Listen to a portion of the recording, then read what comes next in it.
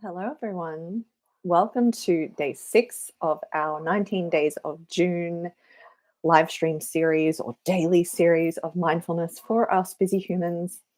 I hope that this has been helpful for you so far. It's certainly been a really good reminder for me, not a cognitive reminder because this is what I teach. I've done many years of practicing this, but more of a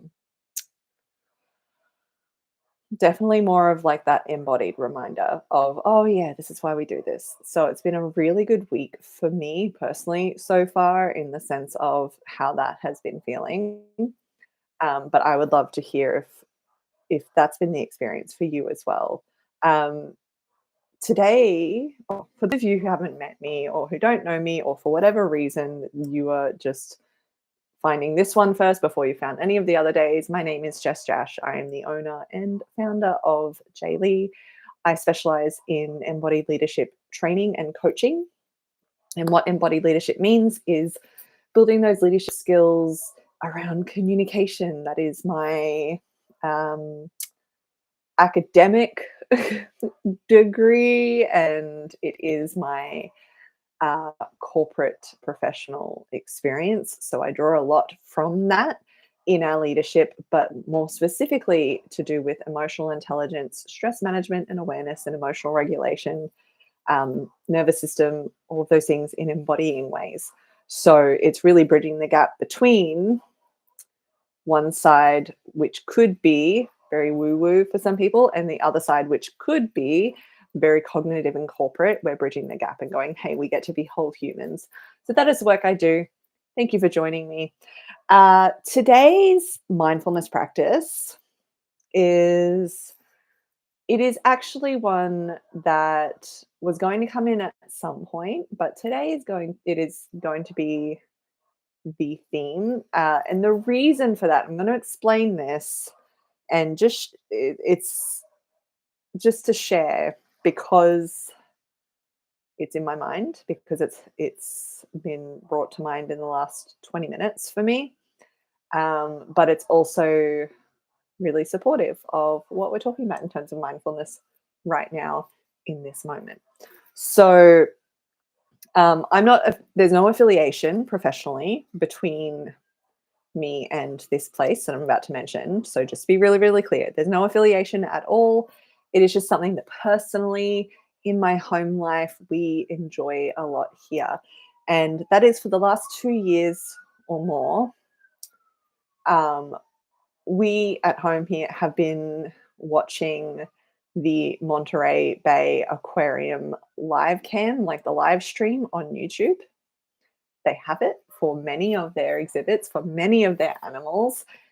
And it is such a lovely. Oof, I'm not sure if you guys can hear this. I really need to name it. There are sirens going off and there are dogs going off around us. Like, we're fine, we're safe, but there's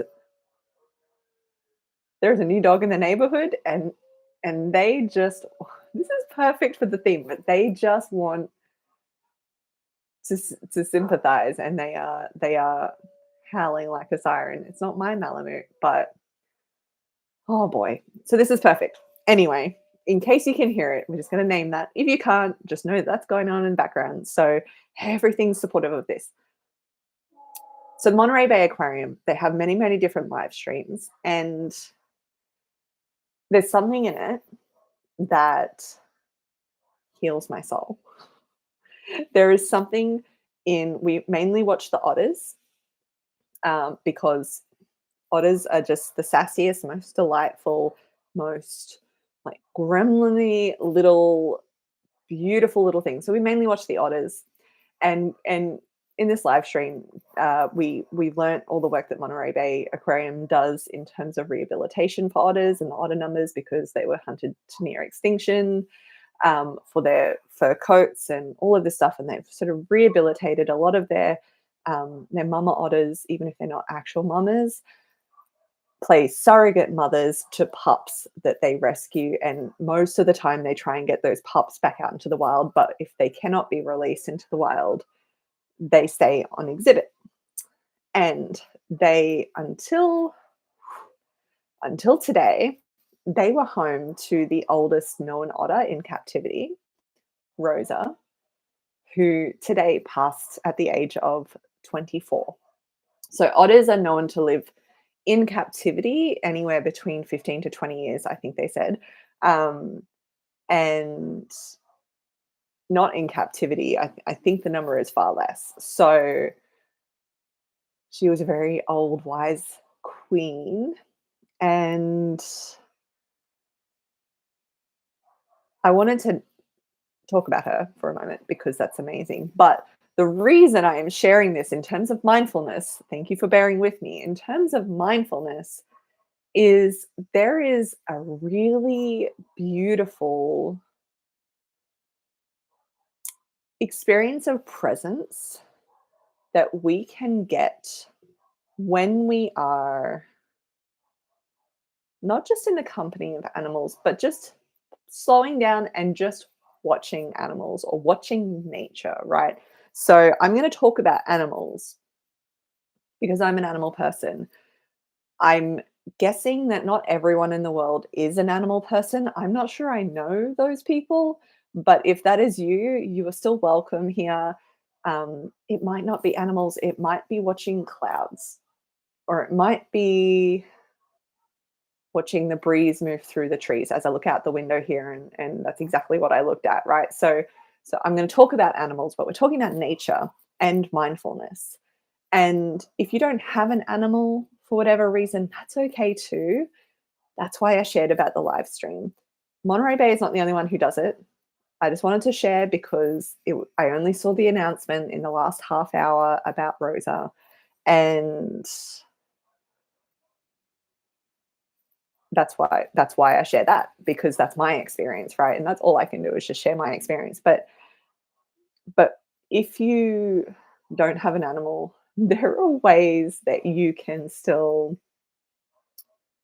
um, it's going to sound weird, but access them. So in the efforts of not, adding another thing to your schedule, because that is mainly what we're trying to avoid here with this whole live stream series. We are all busy humans. So we're trying to make sure that we're not just adding something to your schedule, but how can you inject little moments of mindfulness where you are able to just notice nature? It sounds super hippie of me. I'm okay with that. I don't care because there are so many scientifically proven benefits of being in nature, being around nature, witnessing nature, observing nature. There's a local business here in Brisbane that I know of. I've had their founder, Lisa, on the podcast before, called Mindsettle, and her whole work is around creating these naturescapes. Um, I might not explain it properly, but these naturescapes on screens for places like hospitals and things like that, because it's very healing for our systems to have that around us, right? So I'll try and include Mindsettle's website or her work in the captions with this, because it is, again, not affiliated, just someone I know in the community who just does this sort of work. So that's all to say there's a lot of proven benefits of being around nature, witnessing nature in terms of our health and well-being, like actual tangible benefits in terms of our health and well-being and our brains and our whole systems, our physical well-being, our emotional well-being, our mental well-being, all of it. So while we can't necessarily, I'm going to try, but while we can't necessarily really do this exact practice all together right now, that is today's practice. How can you notice nature? And I don't mean you have to go out and hug a tree. If that's your jam, go for it. It feels like, if that feels great to you, go for that. If you don't have a grassy backyard that you can go just put your feet on or just sit on, even on a mat on the grass, right? It makes a difference. My favorite thing to do every day, and I make it like a habit, like a routine, to do this at breakfast time, just in case the day gets away from me. But on days where I get to just be in my space, in my home, doing my work, I get to do it more frequently. So, my favorite thing is to go outside and sit with my 2 dogs and just be with them. Apart from yesterday when my Malamute stole the cooked chicken bones off my plate on the table, which she's never done, and then it became a stressful experience. Anyway, she's fine. Uh, but it is something that just gives me so much just from something so simple, but I'm already having breakfast. So why wouldn't I do it where it feels good to do it? So where are you already doing something? So let's think about YouTube live streams, for example. Doesn't have to be an animal live stream. If there's something about animals and exhibits that just doesn't feel good for you, doesn't have to be that. There are so many naturescape videos on YouTube. There is so much. There is so much. So many naturescape videos on YouTube. There's so many um, videos just kind of like time lapses of people making like terrariums. So they're making something, but there's nature involved. It's a whole thing. So how can you just put that on? You don't have to sit and watch it and stop everything you're doing. But how can you put that on in the background, maybe while you're cooking? If you have kids, I guess it depends on the kid. I'm not an expert, but if you have kids, I can imagine that it might actually feel really soothing for them. So, something that just is visually captivating enough, but something that you can just have on in the background while you're doing something else. If you are working, especially if you work from home, like, I'm in my home office right now. I love it here. It's one of my favorite spaces. Um, if you are working from home, you could have something that is in the background. Another option is there are many, many apps. Again, I'm not affiliated with any of these guys, but there are many apps that create nature sounds. I like no affiliation, but I like Rain because it has different kinds of water sounds as well as like brown noise, which is really good for um tends to be really good for like neurospicy brains. Um and it's different to white noise. It just feels softer. So, there's so many different naturey things you can do that don't mean you have to add more to your list of things to do or your calendar in your day. So wherever you are right now, this is us trying to attempt the practice all together just for a moment. But wherever you are right now, again, if you're driving or operating machinery or doing something where you need to pay attention, please pay attention to what you need to pay attention to. But outside of that, if you're able to right now, just notice something that comes from nature. If you have a pet in the room with you, just look at them. Maybe they're sleeping. Maybe they're really, really cute when they sleep. Maybe they're a little shit because they steal your cooked chicken bones and make you stress and make you have to call the vet and figure out what the next steps to do. And then you have to spend 3 days observing them. Ask me how I know. Or maybe they're just adorable and you just feel your heart burst because it's wonderful. Maybe you don't have a pet. Maybe you don't like pets. Again, I don't know if I know these people, but maybe you don't like animals. What is nature around you? What is from nature? Is there a houseplant or a tree outside or grass, something green or brown? Is there something made of wood? I'm getting really into the specifics here because I want to just find an example, or I want you to get the idea of finding examples, right? I can't find all of them for you, but I want to just help kickstart you finding your own example that works for your context. Take moments to notice nature. It doesn't have to be a whole thing. It doesn't have to be a whole ritual thing. You don't have to dance around the campfire. None of that, even though that sounds amazing. Take moments to observe nature. If you, like me, when we started this session, this particular stream had all of the dogs in the neighborhood going off because there was one siren, and that's the nature you hear. Yes, it can be annoying sometimes, but how can you this is the practice, this is the work. How can you practice having even just a moment, even if most of your experience of it is annoyed, even just a moment in there of like amusement of, oh, silly dogs. How funny are they? They're trying to howl along with the siren.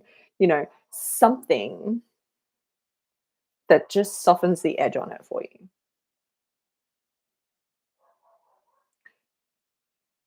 This is one of my favorite practices. I didn't even realize how much I would be talking about this one today at all. But this is truly one of my favorite practices because we are able to find it everywhere in some way. And it just reminds us that the world still turns. We don't need to grip on to control of everything. I had this moment yesterday. I took one of the dogs for a walk, the one that I can take out for a walk. She's still young and sprightly. Took her for a walk, came back, sat on the grass with the other one. When I got back, we snugged a little, and I was just looking up because I did the live stream yesterday at dawn. So I was looking out the window, noticing the clouds and the sunrise on the clouds. It was real pretty. And then yesterday at sunset, I was able to sort of same spot, but downstairs, watch the sunset, watch the sun on the clouds as the sun was going down for the day.